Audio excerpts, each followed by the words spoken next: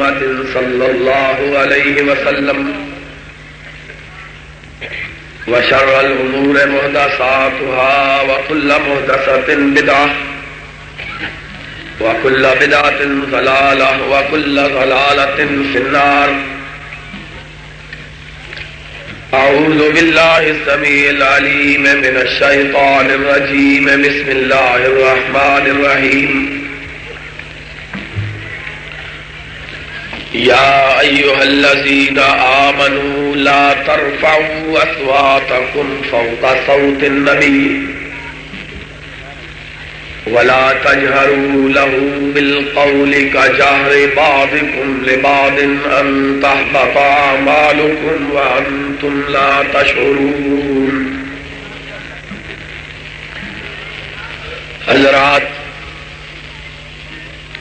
بڑی مدت کے بعد میں اس بستی میں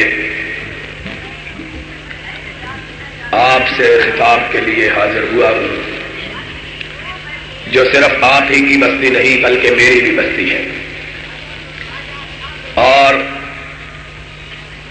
آپ حضرات سے میرا تعلق کافی پرانا ہے اور اپنے لیے آپ کی محبتوں کا میں پوری طرح واقف ہوں. مجھے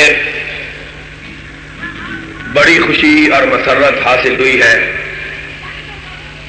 کہ انتہائی مختصر سے وقفے میں جو اس جلسے کے اہتمام کے لیے رکھا گیا، آپ نے اس جلسے کی خبر پا کر اتنی بڑی تعداد میں یہاں تشریف لا کر ہمیں عزت بخشی، اور جہاں ہم سے اپنی محبت کا اظہار کیا، وہاں ایک دفعہ پھر اس بات کا بھی مظاہرہ کیا کہ سرور کون و مکان حضرت محمد الرسول اللہ صلی اللہ علیہ وسلم سے آپ کے پیار، آپ کی شیفتگی، آپ کی فریفتگی اور آپ کے تعلق کا کیا عالم ہے. اور حقیقی بات یہ ہے، آج کے اس اجتماع عظیم کو دیکھ کر مجھے سن 77 کا وہ جلسہ عام یاد آ گیا ہے جب میں اس شہر میں، اس بستی میں، اس علاقے میں بالکل اجنبی تھا، اور لوگ صرف میرے بارے میں اتنا جانتے تھے کہ سرور گرامی علیہ الصلوۃ والسلام کی بستی پاک مدینہ طیبہ کا ایک پڑھا ہوا مولوی یہاں آیا ہے. اور پھر لوگوں نے جس قدر اپنے خلوص اور محبت کا مظاہرہ کیا اور قدم قدم پر اس کے نفوذ ثبت کیے، وہ آج تک میرے دل میں مرتسم ہے. اسی وجہ سے میں اپنے بزرگ عالم دین حضرت مولانا حافظ محمد ابراہیم صاحب کمیر پوری کو یہ کہوں گا کہ اگر کسی بھائی نے ہماری آمد پر غم و غصے کا اظہار کیا ہے تو آپ غصے کو تھوک دیجئے، اس لیے کہ انہیں اصل میں اس بات سے کوفت ہوئی ہے کہ مدتیں گزر جانے کے باوجود لوگ ابھی تک مجھے نہیں بھولے. اور حقیقی بات یہ ہے کہ بھولا میں بھی آپ کو نہیں ہوں.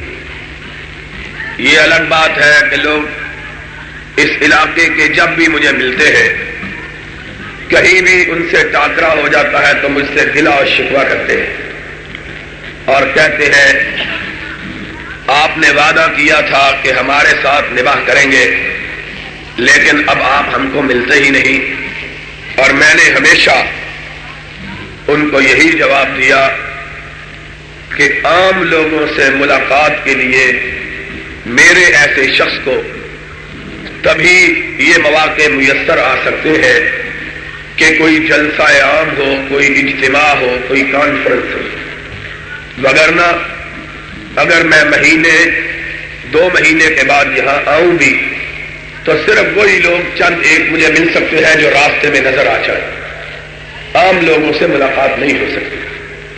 عام لوگوں سے ملاقات کا ایک ہی طریقہ ہے کہ کوئی اجتماع ہو، جلسہ ہو، لوگوں کو، عام لوگوں کو میری آمد کی خبر ہو، پھر لوگ وہاں پہنچے، میں بھی ان سے ملوں، وہ بھی مجھ سے ملے، جس طرح کے آج کے اجتماع میں ملاقات ہوئی ہے۔ وگرنہ ایسے ہی پھیرا ڈالنے میں آپ کو میں مثال کے طور پر کہتا ہوں کہ اسی 2 مہینے میں 3 مرتبہ یہاں سے ہو کے گیا ہوں، شاید 30 آدمی ہوں گے جو ملے ہوں گے، وگرنہ عام آدمیوں سے تبھی ملاقات ہو سکتی ہے جب کسی قسم کے اجتماع ہو، اور آج اس اجتماع کی نیو رکھ دی گئی ہے، اور انشاءاللہ اب ایسے اجتماعات منعقد ہوتے رہیں گے۔ اور بولو بھائی، اب ایسے اجتماعات منعقد ہوتے انشاءاللہ، اور جب اجتماعات منعقد ہوں گے تو ملاقات بھی ہوتی رہے گی۔ تو بہرحال میں حضرت حافظ صاحب کا شکر گزار ہوں کہ انہوں نے اس پیرانہ سالی میں ہمارا ساتھ دیا، اگرچہ ہم بھی کچھ اس طرح کے جوان نہیں رہے جس طرح کے سن 77 کی تحریک میں نوجوان تھے، لیکن یہ الگ بات ہے کہ جذبات ابھی تک اسی طرح کے جوان، اور اللہ کے فضل سے دل اس سے بھی زیادہ جوان ہے جتنا 77 میں جوان تھا۔ آج بھی ہم ظالموں کو اسی طرح للکارتے ہیں جس طرح سن 77 کے انتخابات میں للکارا کرتے تھے، اور پتوں کی کا چپا چپا گواہ ہے، یہ پورا علاقہ جانتا ہے۔ جب اس ملک پہ آمریت کے سائے گہرے ہو گئے تھے، بڑے بڑے لوگ بات کرتے ہوئے ہچکچاہٹ محسوس کرتے تھے، آپ لوگ گواہ ہیں کہ میں اس وقت بھی اللہ کا ڈر اپنے سینے میں بسائے ہوئے اور اس بات کا ولولہ اپنے دل میں چھپائے ہوئے آپ کے سامنے ہم کلام ہوا کرتا تھا کہ لوگوں سن لو، کائنات نے بہت سے لوگ دیکھے ہوں گے جو وقت کی قوتوں اور طاقتوں کے سامنے جھکا کرتے ہیں، ہمیں ان ماؤں نے جنا ہے جنہوں نے اپنے دودھ کے ساتھ ہمیں اس بات کی تربیت دی ہے کہ بیٹا یاد رکھنا، جھک جانے سے کٹ جانا بہتر ہوا کرتا ہے، کہ جفا کی تیغ سے گردن وفا شعاروں کی کٹی ہے برسر میدان مگر جھکی تو نہیں۔ اور آج بھی پتوں کی اس بات کی گواہی دے، پاکستان کے در و دیوار اس بات سے آگاہ ہے، پاکستان کی زمین اس بات کی شہادت دیتی ہے، اور پاکستان کا آسمان بھی گواہ ہے کہ ضیاء الحق جیسے جرنیل کو سب سے پہلے اگر کسی نے ٹوکا تھا تو یہ فقیر تھا، اور آج بھی آپ کی موجودگی میں، سی آئی ڈی کی موجودگی میں، اخبار نویسوں کی موجودگی میں یہ بات کہنا چاہتا ہوں، ضیاء الحق سن لو، ہم نے پشین گوئی کی تھی، ایک دن آئے گا ہم موجود ہوں گے، بھٹو موجود نہیں ہوگا، اور آج ہم پشین گوئی کرتے ہیں تو نے محمد سے غداری کی ہے، نام محمد سے بے وفائی کی ہے، پیغام محمد سے پہلو تہی برتی ہے۔ یاد السلام رکھو علیکم ورحمۃ اللہ وہ وبرکاتہ۔ دن آئے گا یہ تقریر آپ دعوت جب اقبال تو محدود چینل نہیں سے ہوگا، فرما رہے ہیں۔ ہم تمام دامان جمعیت مصطفیٰ اکابر کو علماء تھامے حدیث ہوئے کی موجود تقریر ہوں گے۔ دعوت قرآن حدیث، دعوت قرآن حدیث۔ السلام علیکم ورحمۃ اللہ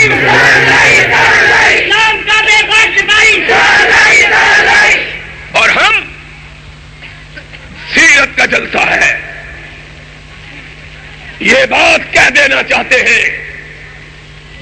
حضرت حافظ صاحب نے بھی یہ بات کہی، میں ذرا کھل کے بات کہنے کا عادی ہوں۔ کچھ مجنو ہیں دودھ پینے والے، کچھ مجنو ہیں خون دینے والے۔ مسلمانوں سن لو، خدا کی قسم ہے، سرور کائنات کے لیے ہم اپنی گردنوں کو کٹا دینا، اپنے بچوں کو قربان کر دینا،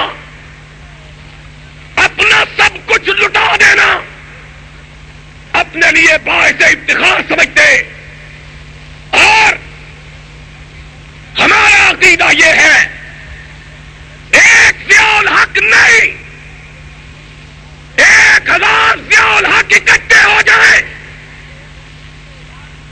آمنہ کے لال کے بوٹ کی نوک کا مقابلہ نہیں کر سکتے ہیں۔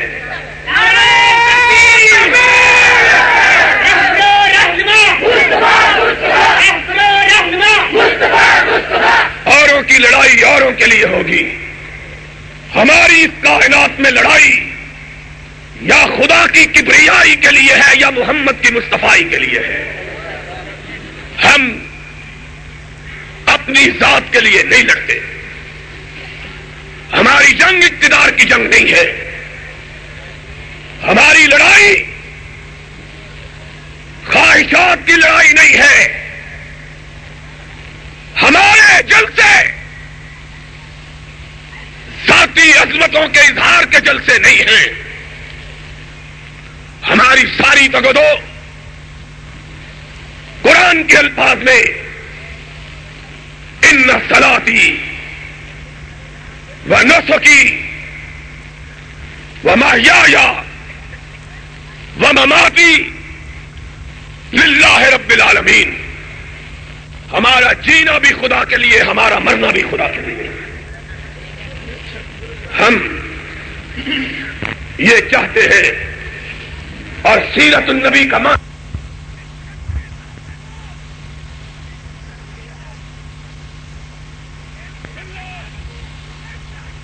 سیرت کے بہت سے جلسے آپ سنتے رہتے ہیں۔ ابھی میرے بعد ہماری جماعت کے نامور خطیب اور مبلغ،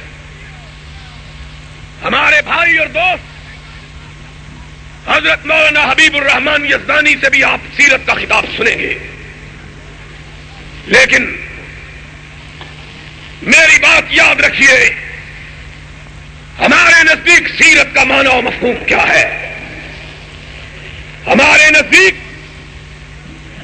سیرت نبی کا معنی و مفہوم یہ ہے کہ لوگوں، عبادت صرف ایک رب کی اور قیادت محمد کے سوا کسی کی نہیں مانی جائے گی۔ محمد الرسول اللہ صلی اللہ علیہ وسلم اس کائنات کا تنہا قائد ہے، یگانہ، منفرد، بے نظیر، بے مثال امام، اور ہم نے جس نبی کو نبی مانا، جس رسول کو رسول تسلیم کیا، وہ مسجد میں بھی امام ہے، بازار میں بھی امام ہے، وہ عدالت میں بھی امام ہے، سیاست میں بھی امام ہے، وہ قانون میں بھی امام ہے، وہ معاشرت میں بھی امام ہے۔ ہماری لڑائی ان ظالموں سے ان غاصبوں سے، ان ڈاکوؤں سے، ان لٹیروں سے جو کبھی وڈیرے کے روپ میں آتے ہیں، کبھی خانزادے کے روپ میں، جو کبھی سول وردی میں آتے ہیں، کبھی فوجی لباس میں، کبھی کرنیل کی ٹوپی پہن کے آتے ہیں، کبھی جرنیل کی ٹوپی پہن کے۔ ہماری لڑائی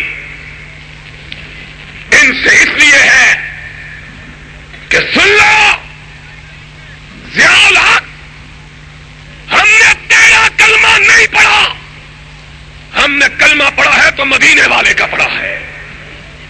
اس لیے ہم تیری امامت کو ماننے کے لیے تیار، اور اونچی بولو، ہم اس کی امامت کو ماننے کے لیے تیار نہیں ہیں۔ ہم مانیں گے تو محمد کریم کی امامت کو مانیں گے۔ جس نے ہم کو منوانا ہے وہ رب کا قرآن لے کے آئے، وہ مدینے والے کا فرمان لے کے آئے، نہیں تو اپنے منہ کو کالا کر جائے۔ ہم کسی کی بات، ہم نے بھٹو کے خلاف لڑائی اس لیے نہیں لڑی تھی کہ یہاں کسی جرنیل کا اقتدار آئے، ہم نے بھٹو کے خلاف اس لیے لڑائی لڑی تھی کہ یہاں مدینے والے کا اقتدار آئے۔ ضیاء الحق آج قوم کو لڑا کر، آج لوگوں کو ایک دوسرے سے بھڑا کر، فرقہ واریت کو ہوا دے کر، مسلمانوں کے گلے مسلمانوں سے کٹوا کر اپنے آپ کو امیر المومنین منوانا چاہتا ہے۔ اور پتوں کی کے لوگوں، تم نے 77 میں بھی میری پشین گوئی سنی تھی، آج بھی سن لو۔ ساری کائنات ضیاء الحق کو امیر المومنین مان لے، میں اور میرے ساتھی اس کو امیر المومنین ماننے کے لیے تیار۔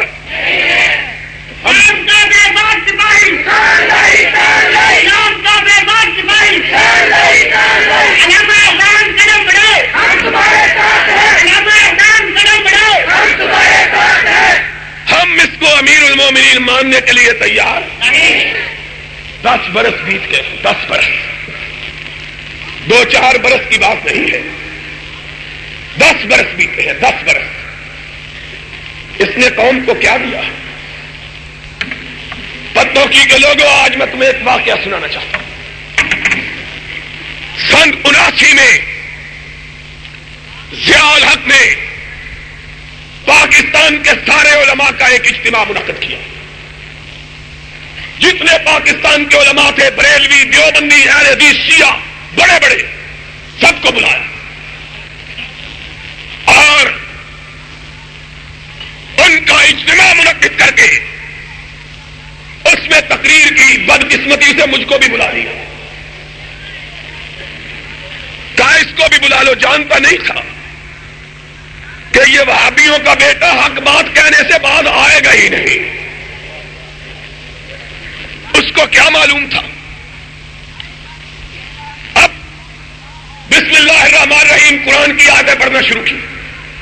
پتا ہے نا، جب سے آیا قرآن پڑھ رہا ہے، اور میں کہا کرتا ہوں اب سارا قرآن ختم ہو گیا، صرف باقی آیت الکرسی رہ گئی ہے، اب اور کوئی آیت باقی نہیں بچی، صرف کرسی کی آیت باقی رہ گئی ہے، باقی سارا قرآن ختم ہو گیا۔ بڑی لمبی تلاوت کرنے لگا۔ ایک مولوی صاحب میرے پاس بیٹھے ہوئے تھے، بڑے پریشان ہو گئے۔ میں نے کہا مولوی صاحب آپ کو کیا پریشانی ہو گئی ہے؟ کہنے لگا خطرہ ہے کہ اب ہماری مسجدیں بھی یہی سنبھال لے گا۔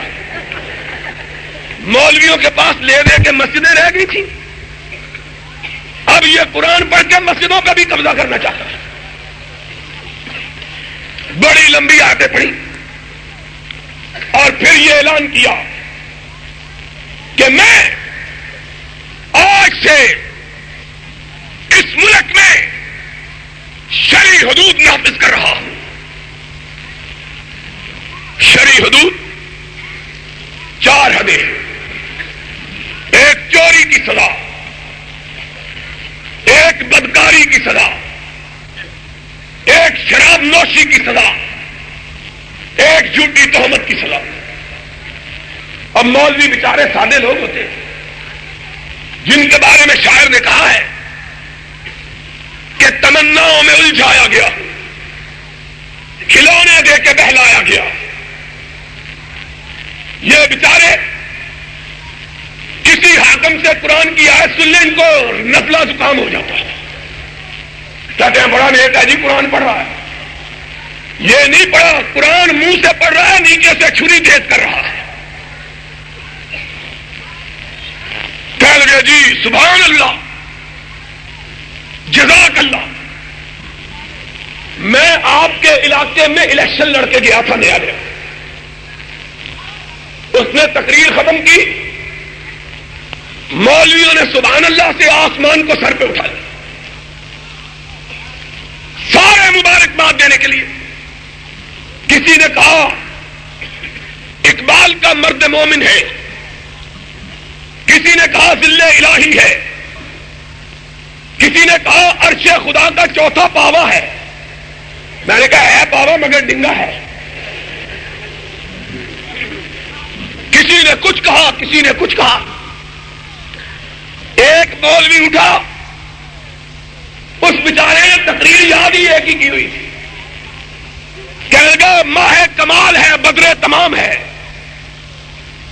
چاند ہے۔ میں نے کہا ہے چاند لیکن گرہن لگا ہوا۔ اب بڑی مدد سرائی، سارے بول بول کے بیٹھ گئے، میں چپکا بیٹھا ہوا۔ خود صدر صاحب کی نگاہ مجھ پہ پڑی، انہوں نے کہا اس کی تو زبان بڑی لمبی، سنتے تھے بولتا ہی نہیں ہے۔ سارے بول رہے ہیں یہ بولتا ہی نہیں، بات کیا ہے؟ میں چپکا بیٹھا رہا۔ آخر صدر صاحب نے میرا نام لے کے مجھ کو پکارا، کہنے لگے تم بھی کچھ کہو۔ میں نے کہا مردے نو نہ ہی بلواؤ تو چنگا، نہیں تو کفن ہی پاڑے گا۔ اور کسی شاعر نے کہا تھا کہ مجھ پہ ظاہر ہے تمہارا باطن، منہ نہ کھلواؤ کہ میں وہابی ہوں۔ ہم اگر کہیں گے تو سچی بات کہیں گے، کہتا ہوں وہی بات، سمجھتا ہوں جسے حق، کہ میں زہر ہلاہل کو کبھی کہہ نہ سکا کن۔ اپنے بھی ہے ناراض، بیگانے بھی ناخوش، اپنوں کی پریشانیوں پہ بھی شکنے، بیگانے بھی ناراض۔ کیوں؟ جانتے ہیں اگر اسے تختہ دار پہ بھی لٹکا دیا جائے تو اس کی زبان حق کے اظہار کے علاوہ کوئی بات نہیں کہے گی۔ مجھ کو قتل کرو، دار پہ کھینچو مجھ کو، میں نے یہ جرم کیا ہے کہ میں سچ بولتا ہوں۔ میں نے کہا صدر صاحب میں اسماعیل شہید کا ماننے والا ہوں،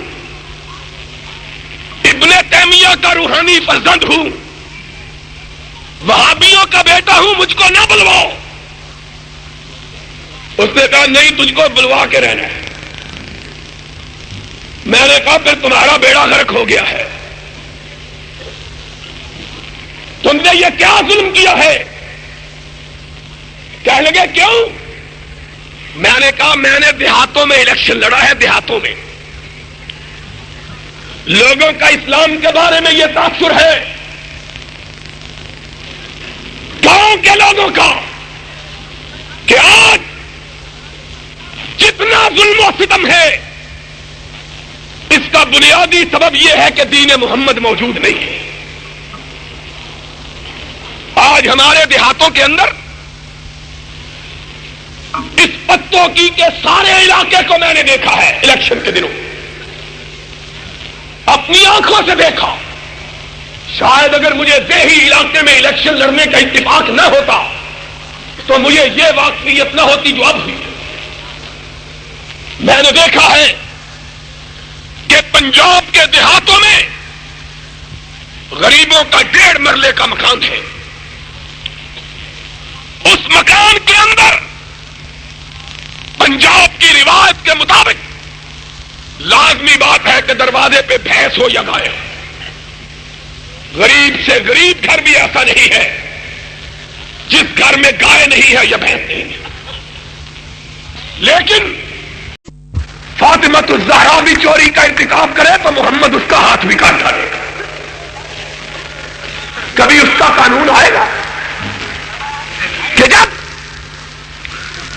صناع یمن سے ایک عورت جان زیورات سے لگی اور پھنی ہوئی نکلے گی اور کوئی اس کی طرف تیری نگاہ اٹھا کے دیکھنے والا نہ ہوگا. کیوں؟ اس لیے کہ جس ملک میں قانون محمد رائج ہو جاتا ہے خدا چوکیدار بن جاتا ہے. لوگوں کی یہ خواہش ہے. صدر صاحب آپ اس قانون کو عملاً نافذ نہیں کرنا چاہتے, لوگوں سے واہ واہ کروانا چاہتے ہو. اس لیے خدا کا واسطہ ہے پاکستان کے غریب مسلمانوں کی اسلام کے بارے میں آسوں کو نہ توڑو. ان کا تصور یہ ہے دین محمد آئے گا, بھینسیں کھلی ہوں گی, خدا نگہبانی کر رہا ہوگا, کوئی عورتوں کو بری نظر دیکھنے والا نہ ہوگا. اور تم وہ ہو کہ بدکاری کے اڈے کھلے ہوئے, ان کو قانون کا تحفظ حاصل اور بدکاری کی سزا. اسی پتوں کی کے اندر بازار گلا موجود نوجوانوں نے, غیرت مند مسلمانوں نے اس کا محاصرہ کیا. طوائفوں نے ہائی کورٹ میں رٹ دائے. ٹھیک ہے کہ نہیں؟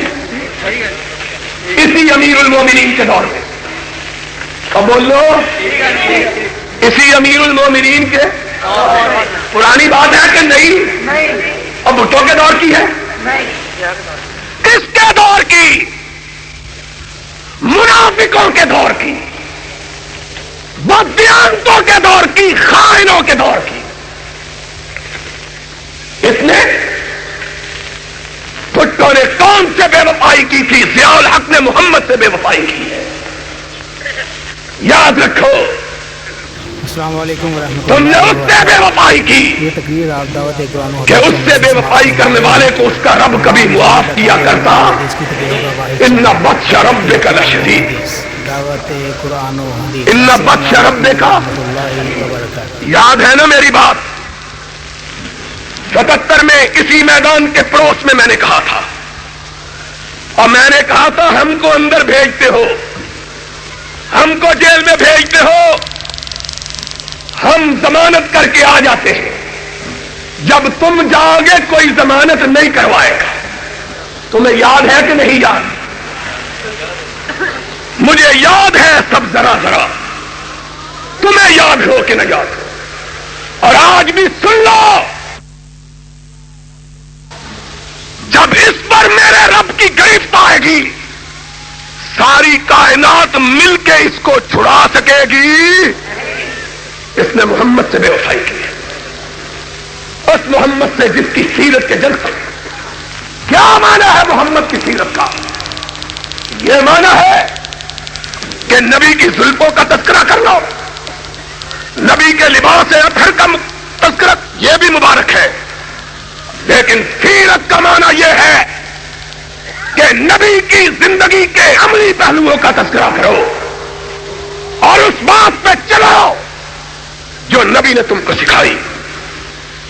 اور نبی نے کیا سکھایا؟ افضل الجہاد کلمۃ,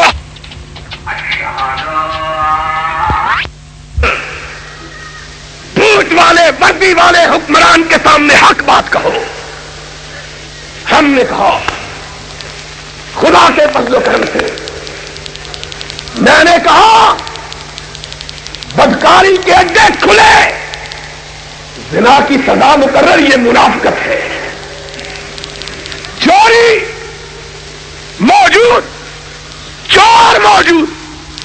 چوری کی سزا، چوری بڑھے گی، شراب خود بناتے ہو، گورنمنٹ بناتی ہے، لائسنس دیتی ہے، اور اخبار نویسوں لکھو، ڈائری نویسوں تم بھی لکھو اور ضیاء الحق کو جا کے سناؤ. اس ضیاء الحق کے وزیر نے قومی اسمبلی کے اندر کہا ہے کہ سن 86 کے اندر پاکستان میں جتنی شراب بنائی گئی ہے اس نے 39 سال کے پرانے ریکارڈ کو توڑ دیا ہے. اتنی شراب 39 سال میں پاکستان میں کبھی بنی جتنی امیر المومنین کے دور میں بنی ہے. اور ہمارے پاس سادہ مولوی جن کو اٹھتے ہیں اسلام آباد کی طرف منہ کر کے دم کرنا شروع کر دیتے ہیں.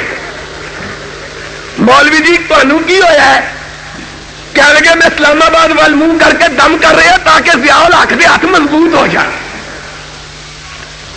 جن ہاتھوں نے نام محمد سے بے وفائی کی ہے تمہارے دم درودوں سے وہ مضبوط ہو سکتے، اور اونچی بولو وہ مضبوط ہو سکتے، وہ نہیں مضبوط ہو سکتے.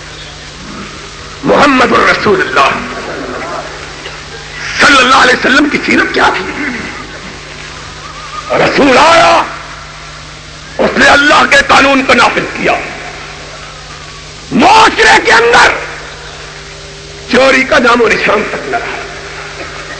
لوگوں کے اندر وہ طہارت اور پاکیزگی کا جذبہ پیدا کیا کہ ایک عورت سے غلطی ہو گئی، لغزش ہو گئی، ہائے ہائے ہائے، اللہ کا اتنا ڈر کہ خود نبی کی بارگاہ میں حاضر ہوئی، کہنے لگی یا رسول اللہ ہے طاہر نہیں، اللہ کے رسول مجھ سے گناہ ہو گیا ہے، مجھ کو پاک کر دیجیے.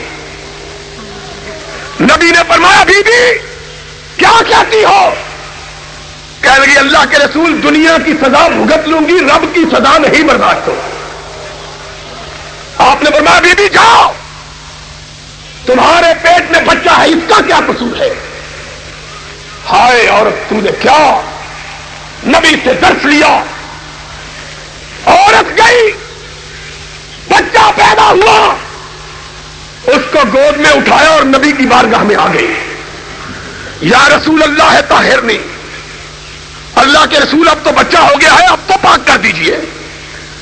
نبی نے فرمایا اگر تجھ کو سنسار کر دیا بچے کو کون پالے گا؟ جب تک یہ کھانا نہیں کھاتا تو اس کی پرورش کر. اور حدیث کے الفاظ ہیں اس عورت نے 6 مہینے میں بچے کو کھانا کھلانے کی عادت ڈال دی. 6 مہینے کا ہوا، روٹی کا ٹکڑا اس ننھے معصوم کے ہاتھ میں اٹھایا، دیا، اسے گود میں لیا اور کہنے لگی یا رسول اللہ گناہ کا احساس مجھے بے چین کیا دیتا ہے، اللہ کے رسول مجھے پاک کر دیجیے.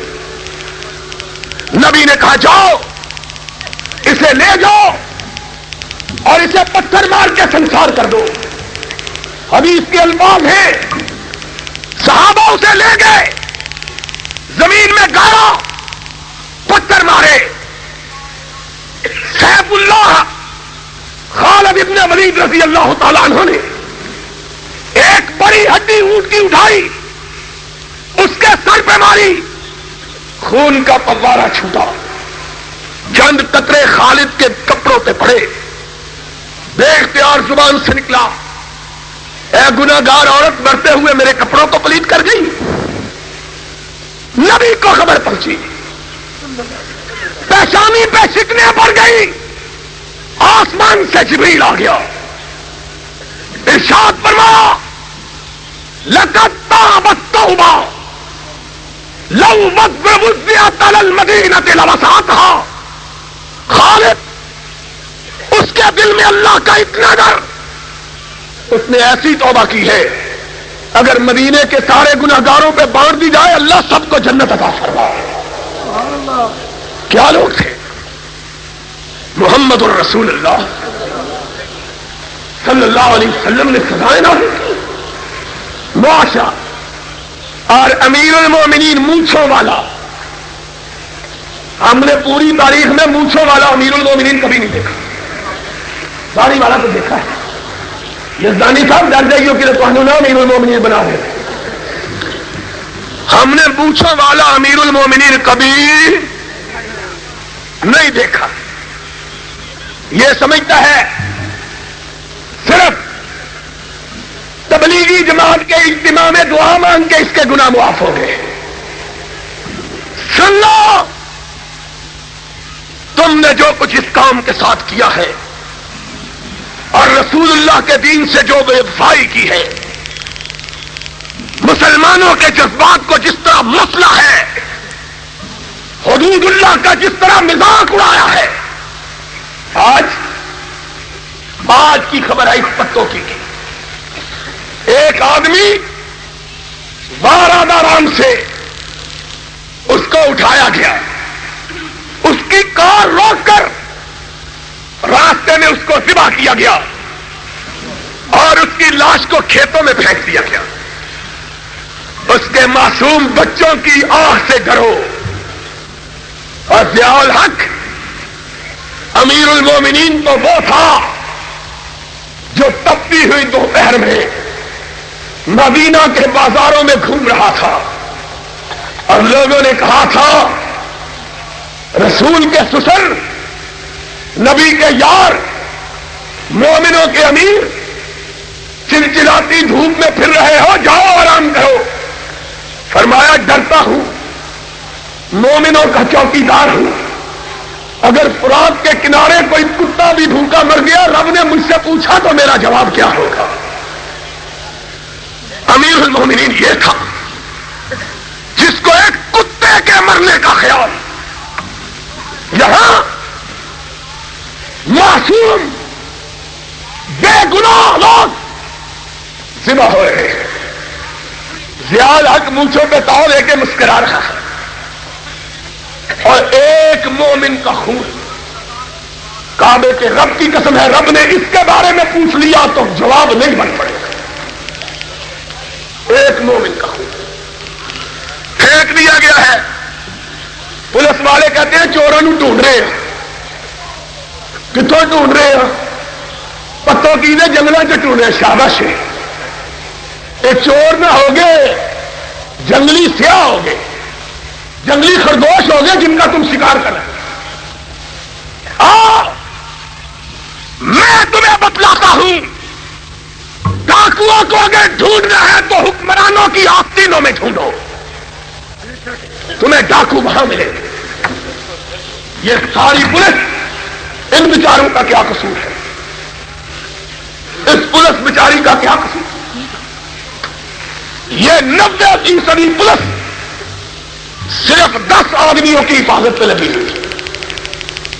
وزیر آ رہا ہے، آگے ہوٹر ہے، پیچھے سکوٹر ہے اور کار میں لکا کبوتر ہے.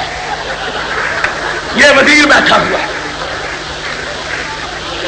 ساری پولیس ان کی حفاظت کے لیے.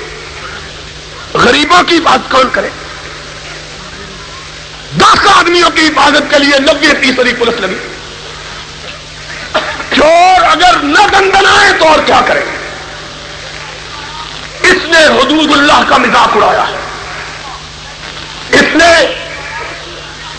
زنا کی سزا مقرر کی، زنا کے اڈے کھولے، زنا کے اڈے.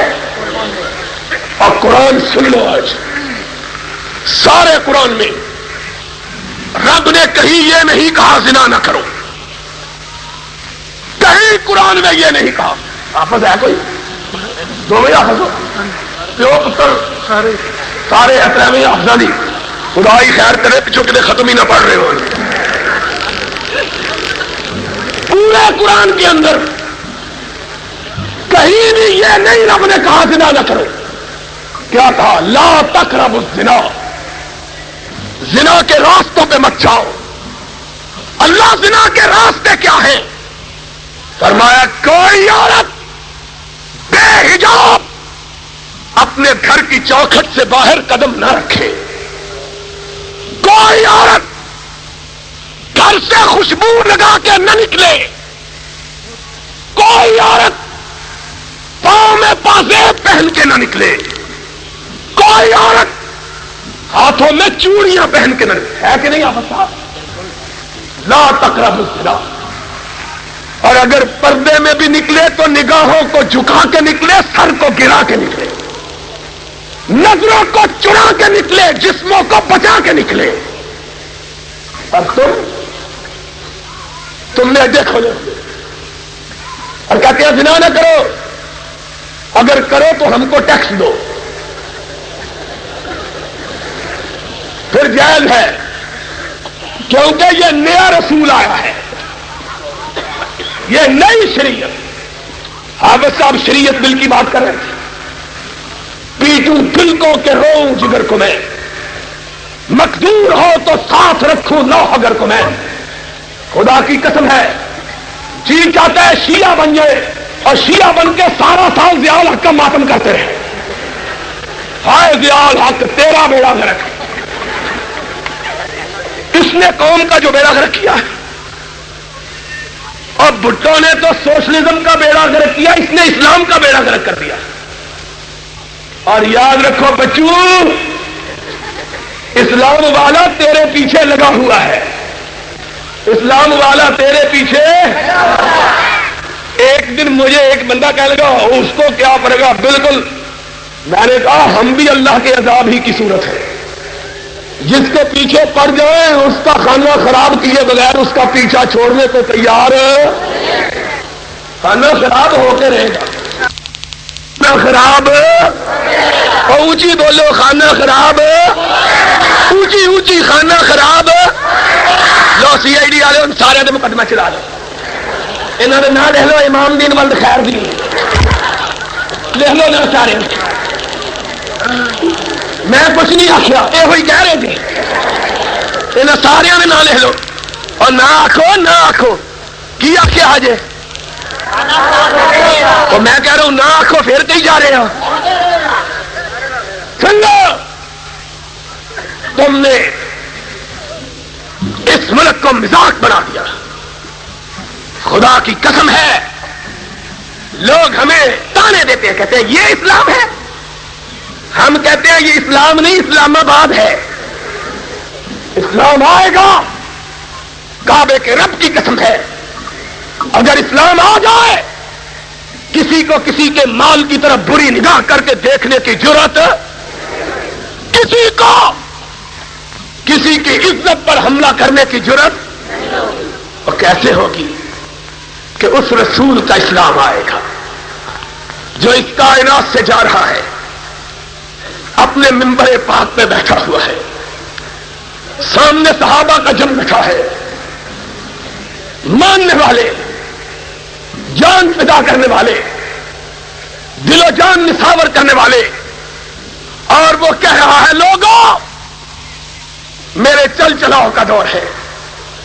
کسی کو اگر محمد سے دکھ پہنچا ہو تو محمد سے بدلہ لے لے، قیامت کے دن دعویٰ دائر نہ کرے دنیا میں بدلہ، اس کا دین آئے تو کوئی کسی کو دکھ دے گا؟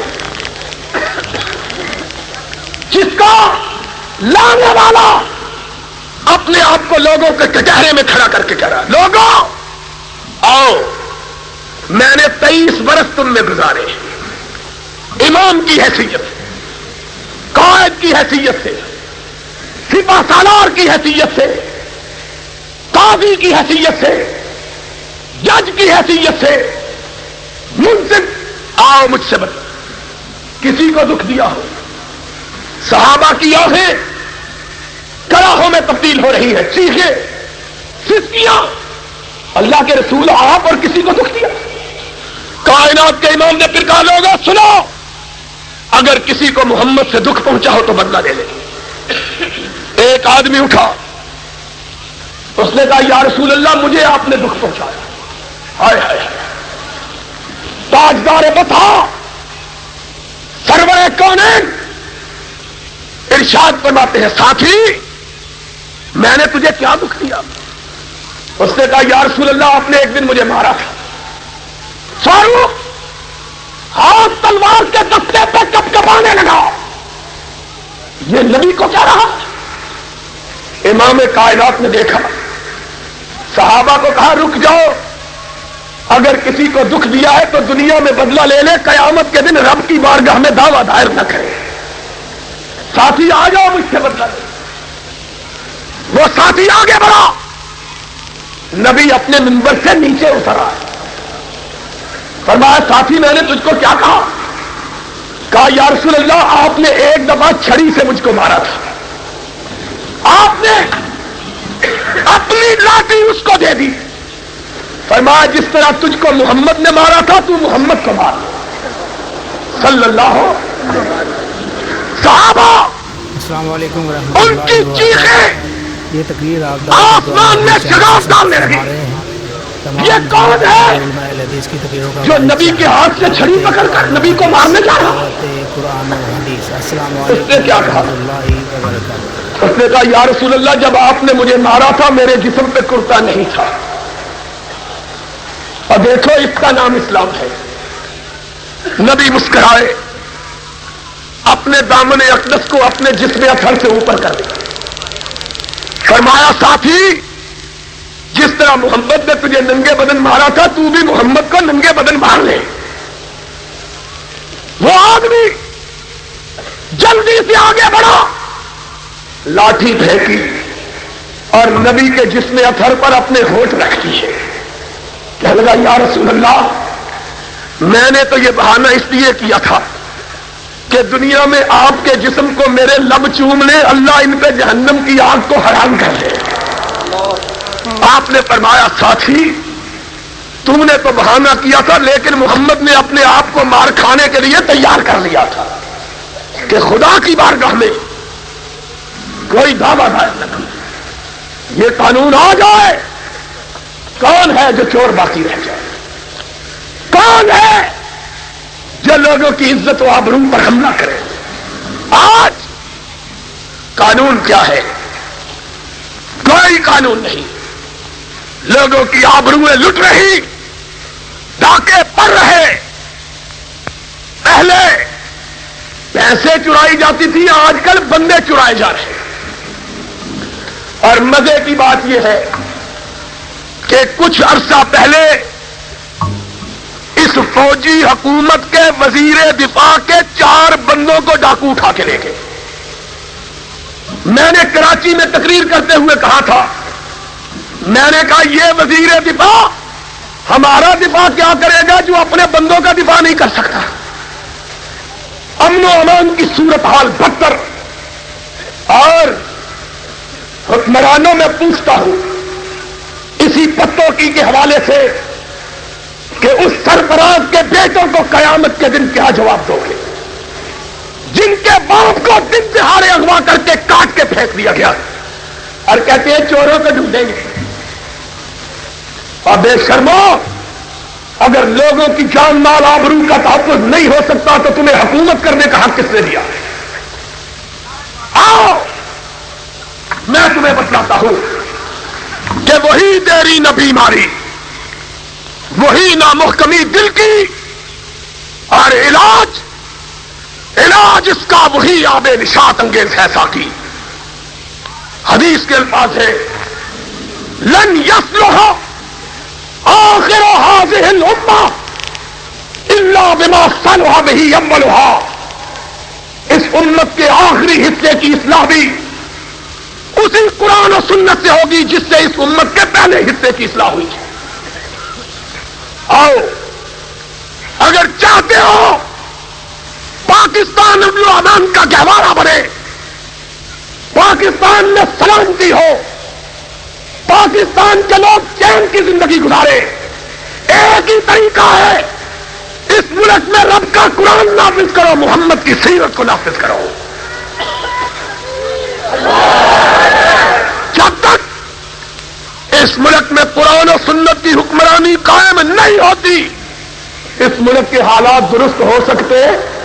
اور اونچی بولو، اس ملک کے حالات درست ہو سکتے نہیں؟ اور انشاءاللہ ہم نے یہ عزم کر رکھا ہے، ہمارا قافلہ چلا ہے 18 اپریل کو موچی دروازے سے، اور اب تک 17 جلسے کیے۔ ہر جلسے میں یہ عہد کیا ہے اور آپ سے بھی یہ عہد لینا چاہتا ہوں، ہاتھ اٹھا کے عہد کرو کہ ہم اس وقت تک جدوجہد کرتے رہیں گے جب تک اس ملک میں قرآن نہیں آ جاتا، محمد کا فرمان نہیں آ جاتا۔